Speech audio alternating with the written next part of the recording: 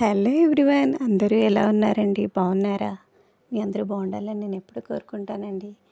ఈరోజు మీకు మిరియాల రసం ఎలా ప్రిపేర్ చేసుకోవాలో చూపిద్దాం అనుకుంటున్నానండి. ముందుగా మనం ఒక 1 స్పూన్ జీలకర్ర, 1 స్పూన్ మిరియాలు, ఒక 10 దాకా వెల్లుల్లి తీసుకోవాలండి.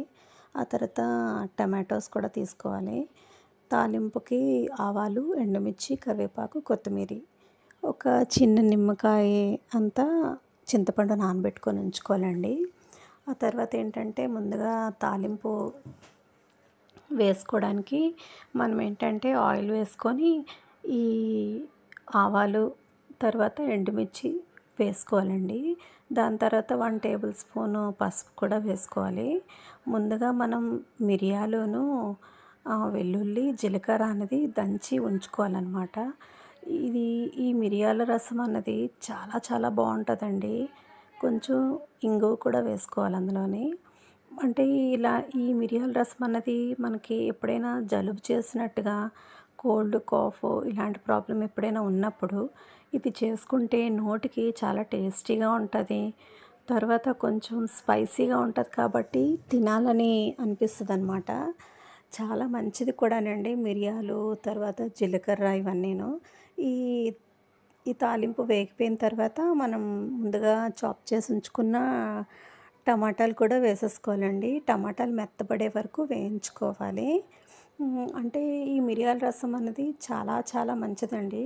మనకి డైజెషన్కి మంచిది. తర్వాత కోల్డ్ కాఫ్ ఉన్న టైంలోనైతే మాత్రం చాలా టేస్టీగా అనిపిస్తుందండి. వేడి అన్నంలోని మిరియాల రసం వేసుకొని తింటే చాలా చాలా బాగా అనిపిస్తుంది. ఇంకో పక్కేమో సామాన్లు కూడా సర్దేస్తున్నాను అనమాట. మేడ్ వచ్చే టైం అయిపోతుందనేసి అవన్నీ తోమినవన్నీ అరేంజ్ చేసేసుకుంటూ ఇంకో పక్కేమో మిరియాల రసం చేసేస్తున్నానండి. ఎంత ఫాస్ట్గా చేస్తున్నానో చూస్తున్నారు కదా. ఈ టమాటా అన్నది మంచిగా మెత్తగా మగ్గాలి. మెత్తగా మగ్గిపోయిన తర్వాత మనం ముందుగా చింతపండు నానబెట్టుకొని ఉంచుకున్నాం కండు చిన్నది, అంటే ఒక చిన్న నిమ్మకాయ అంతా చింతపండు నానబెట్టుకోవాలండి. అంటే మరీ ఎక్కువ పులుపైన అంత బాగోదన్నమాట. సరిపడా వేసుకోండి.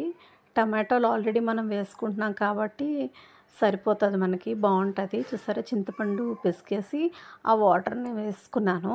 ఆ తర్వాత మనకి ఎంత క్వాంటిటీ కావాలో అంత వాటర్ వేసేసుకోవాలి. దాని తర్వాత మనం ముందుగా దంచి ఉంచుకున్నాం కదండి వెల్లుల్లి, మిరియాలు, తర్వాత జీలకర్ర, ఆ పేస్ట్ కూడా వేసేసుకొని కొంచెం కొత్తిమీర వేసుకుంటే అది మంచిగా తెలితే దించేసుకోవడమేనండి. మిరియాల రసం అయితే రెడీ అయిపోయింది. దాంతోపాటు మనకి కర్రీ కూడా చేసుకోవాలి కదా. ఈరోజైతే నేను అదే బాండీలోని ఆయిల్ వేసుకొని ఇప్పుడు ఏంటంటే క్యాప్సికమ్, తర్వాత మష్రూము, క్యాష్యూ కలిపి కర్రీ వండుతున్నానండి. చాలా టేస్టీగా ఉంటుందండి. సింపుల్, చాలా ఈజీ ప్రాసెస్. ముందుగా ఈ బాండి పెట్టుకొని ఆయిల్ వేసుకున్నాను. ఆయిల్ హీట్ ఎక్కిన తర్వాత ఆనియన్స్ మంచిగా చాప్ చేసేసుకొని ఆనియన్స్ కూడా వేసేసుకోవాలండి. ఆనియన్స్ వేసేసుకున్న తర్వాత ఇవి కొంచెం వేగుతుంటాయి కదండి. ఆనియన్స్ మంచిగా వేగిపోవాలన్నమాట. ఈ క్యాప్సికమ్ తర్వాత డైరెక్ట్గా పిల్లలు మష్రూమ్, క్యాప్సికమ్ తినడానికి ఇష్టపడరు కదా. ఇలా మనం మిక్స్ చేసి కర్రీ కుక్ చేసి పెట్టామనుకోండి ఖచ్చితంగా తింటారనమాట. మనకి గ్రీన్, వైట్, తర్వాత టమాటోలు అనేవి రెడ్, అన్ని కలర్స్ మిక్స్ అయి ఉంటాయి. అంటే మనం ఫుడ్లో డిఫరెంట్ కలర్స్ తీసుకున్నట్టు ఉంటుంది. కర్రీ కూడా మనకి సెట్ అయిపోతుంది అనమాట. చాలా టేస్టీగా వచ్చిందండి కర్రీ మాత్రం. రసంతో ఏదో ఒక మంచి కంపల్సరీగా ఉండాలి కదా. దానికోసమైతే నేను కర్రీ ప్రిపేర్ చేస్తున్నాను. ఈ పక్కనేమో ఈ ఆనియన్స్ వేగుతూ ఉంటాయి కదా. ఇంకో పక్కన ఏం చేస్తున్నానంటే మష్రూమ్ అనేది కట్ చేసుకుంటున్నానండి. యాక్చువల్గా అయితే మష్రూమ్ చాలా చాలా మంచిదండి. మనకిప్పుడు స్టోర్లో తెచ్చుకున్నదే కానండి, దేశవాళీ ఇది ఉంటుంది కదండి, అది చాలా మంచిదండి. మష్రూమ్ అనేది పిల్లలకి పెడితే చాలా మంచిదండి. ఆ తర్వాత ఆనియన్స్ మంచిగా వేగిపోయిన తర్వాత చిన్నగా చాప్ చేసుకున్న టమాటోస్ కూడా వేసేసుకున్నానండి. ఈ టమాటోలు కూడా కొంచెం మెత్తగా మగ్గిపోయేంత వరకు మనం వేయించుకోవాలి. మంచిగా వేగిపోయిన తర్వాత మనం ఇంకో పక్కనేమో క్యాప్సికమ్ను, మష్రూము కట్ చేసుకొని వాటర్లో వేసుకొని పక్కన ఉంచుకున్నానమాట. ఇప్పుడు దీనికి సరిపడా మనం స్పైసెస్ ఉంటాయి కదండీ! ఈ ఉప్పు, కారం, పసుపు, ధనియాల పొడి, జీలకర్ర పొడి ఇవన్నీ వేసుకుంటామనమాట. అంటే ఇవన్నీ వేస్తే ఎక్స్ట్రా టేస్ట్ అనేది బాగా ఎన్హాన్స్ అవుతదనేసి నేను ఇవన్నీ యాడ్ చేస్తాననమాట. యాక్చువల్‌గా అయితే పిల్లలు ధనియాలు, జీలకర్ర మనం కర్రీస్‌లో వేస్తే తినరు కదండీ! సో, వాళ్ళకి బాడీలోకి ఎలాగో ఒకలా వెళ్ళాలి కదా అనేసి ఇలా పౌడర్ చేసి ప్రతి కర్రీలో నేను యాడ్ చేస్తాననమాట. ఇప్పుడు చూసారా మష్రూమును, క్యాప్సికమ్ వేసేసాను. ఈలోపు పక్కనేమో క్యాష్యూస్ ఉంటాయి కదా! అవి కూడా మనం వాటికి తొక్కతో ఉంటదనమాట. పీల్ ఔట్ చేసుకుంటున్నాను. ఇంకో పక్కేమో శాండ్‌విచ్ చేస్తున్నానండి. అంటే రెగ్యులర్‌గా చూపించేది కదా అని చూపించట్లేదు. ఈసారి ఏంటంటే ఆ శాండ్‌విచ్‌లోని మిక్స్డ్ హెర్బ్స్ ఉంటాయి కదండీ! హెర్బ్స్ యాడ్ చేశాను. సరే ఇందులో కర్రీలోని ఉప్పు, కారం, పసుపు, ధనియాల పొడి, జీలకర్ర పొడి, ఒక 1 table spoon garam masala powder కూడా వేశాను. కర్రీ అయితే మాత్రం చాలా చాలా టేస్టీగా వచ్చిందండి. మనం ఎక్స్ట్రా వాటర్ ఏమి వేయక్కర్లేదండి. మనం మష్రూమ్ కర్రీలోని ఆల్రెడీ మష్రూమ్‌లోని చాలా వాటర్ ఉంటది కాబట్టి. చూసారా క్యాష్యూస్ కూడా వేసేసుకున్నాను అలాగా. అంటే ఎక్కువ వేయలేదు. లిటిల్ క్వాంటిటీలోనే వేశాను. ఇప్పుడేంటంటే అలా సిమ్‌లో పెట్టేస్తే కర్రీ అయితే కంప్లీట్ అయిపోతుందండి. చాలా టేస్టీగా వచ్చిందండి కర్రీ మాత్రం సూపర్ టేస్ట్‌గా వచ్చింది. అంటే డైలీ రొటీను వంకాయ, బెండకాయ ఇవే కాకుండా ఇలా డిఫరెంట్‌గా కర్రీస్ చేసుకుంటే మనకి తినాలన్న ఇంట్రెస్ట్ పుడుతుంది కదా! సో, అందువల్ల నేనైతే డిఫరెంట్‌గా చేస్తాననమాట కర్రీస్ అనేవి. ఓకే. ఇప్పుడు ఈ కర్రీ ఇలా వండానండి. నెక్స్ట్ టైమ్ ఇంకో ప్రాసెస్‌లో వండుతాననమాట. అంటే ఒకే టేస్ట్ తినాలన్నా ఇష్టపడరు కదా! సో, అలా కుకింగ్ స్టైల్ అనేది మారుస్తూ కుక్ చేస్తూ ఉంటాను. సో, కర్రీ అయితే ఆల్మోస్ట్ కంప్లీట్ అయిపోయినట్టేనండి.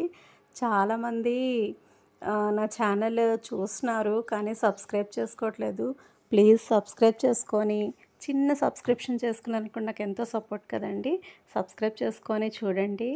తర్వాత ఏంటంటే కొత్తగా చూసేవాళ్ళైతే నా ఛానల్‌ని ఇంతవరకు సబ్స్క్రైబ్ చేసుకోకపోతే వెంటనే సబ్స్క్రైబ్ చేసుకొని పక్కనే ఉన్న బెల్ ఐకాన్ని ప్రెస్ చేశారంటే నేను పెట్టిన వీడియోస్ అనేవి మీకు నోటిఫికేషన్‌గా వస్తాయండి. అప్పుడు నా వీడియోస్ మీరు చూసి నాకు చిన్న సపోర్ట్ చేసినట్టు ఉంటది. మీకు గనుక నచ్చినట్టయితే లైక్ చేయండి, షేర్ చేయండి, సబ్స్క్రైబ్ చేయండి. మీ ఫ్రెండ్స్ అండ్ ఫ్యామిలీ మెంబర్స్ కూడా షేర్ చేయండి. కొత్తగా నా ఛానల్ చూసినట్టయితే మీరు తప్పకుండా సబ్స్క్రైబ్ చేయండి. నేను ఇప్పుడు ఏం చేస్తున్నానంటే ఆ కర్రీలోనే కొంచెం వాటర్ ఉన్నట్టుగా ఉంచి అందులో కొంచెం రైస్ వేసి మిక్స్ చేసేస్తున్నానండి. అంటే చెప్తున్నాను కదండీ డైలీ ఒకేలా తినాలంటే ఇష్టపడరు కదా! ఇలా మిక్స్ చేస్తామనుకోండి, ఇలా మిక్స్ చేసి హాట్ ప్యాక్‌లో పెట్టేస్తే తినే టైంకి కొంచెం రసం కానీ ఇంకేవైనా వేసుకొని తినొచ్చనమాట. అలా కూడా బావుంటది. చాలామంది పిల్లలు ఇలాగే ఇష్టపడతారనమాట. నేను ఒక్కొక్కసారి ఈ విధంగా ట్రై చేస్తాననమాట. స్టవ్ మీద పడిపోతుంది కొంచెం ఇగ్నోర్ చేసేసేయండి. అంటే డైలీ ఒకేలా తినాలంటే కొంచెం బోర్ ఫీల్ అవుతారు కదండీ! మనం ఇలా కొత్తగా వాళ్ళకి చేసి పెడతా ఉంటే పిల్లలకి ఇష్టంగా తింటారు కదా!